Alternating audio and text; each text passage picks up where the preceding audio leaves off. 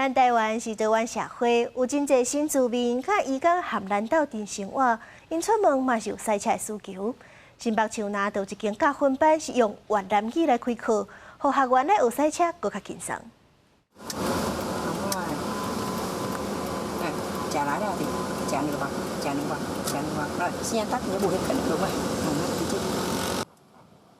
教练耐心指导学员专心上课，毋过详细甲听，即个教练场甲大家想的无啥共，拢是用越南话咧上课。目前伫台湾有合法居留权的越南人将近30万人，考驾照的人愈来愈多。新北市树林即間教練場就推出用越南話教課的服務。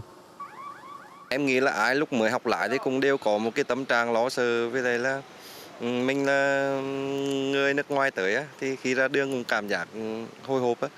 負責上課的教練是吳燕英，是一位新住民，在當前來到台灣留學，畢業了後就繼續教練場的教練。原本是伫咧教練場咧負責招生甲翻譯，因為看到需要考駕照的移工愈來愈多，所以伊拍拼去考執照，成做台灣頭一位新住民教練。 Tại vì một là lúc trước là người Việt mà thực sự là ngày xưa là mình không được tự đứng tên xe, sau này là mình có thể tự đứng tên xe máy, đứng ô tô là học để lái ở Đài Loan. Hai nữa là các bạn học và để sau này đổi về bằng Việt Nam. 这间教練場每一檔有400-500位訓練出來學生，攏是越南籍的，運用越南話上課，互移工考到駕照的機會大大增加。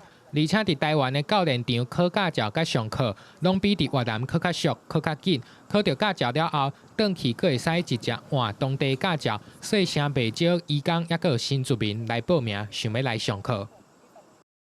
Đài Loan thì em thấy thi bằng nó sẽ dễ hơn, giáo viên dạy nhiệt tình hơn là so với ở Việt Nam. Ở Việt Nam thì em nghe nói là bây giờ thi bằng rất là khó. Em dự định là lấy bằng và mình có thể tham gia giao thông bên này được đúng luật và an toàn hơn. 根據交通部的統計，這5檔外國人伫台灣因車禍受傷甲死亡的人數翻倍1倍，其中以越南籍甲印尼籍的人上濟。除了加強交通安全宣導，嚴格來抓無牌賽車，政府嘛愛改善考駕照的資訊甲制度，互移工等等的外籍人士會當合法安全上路，嘛會使降低交通事故發生的機會，守護用路人的安全。記者綜合報道。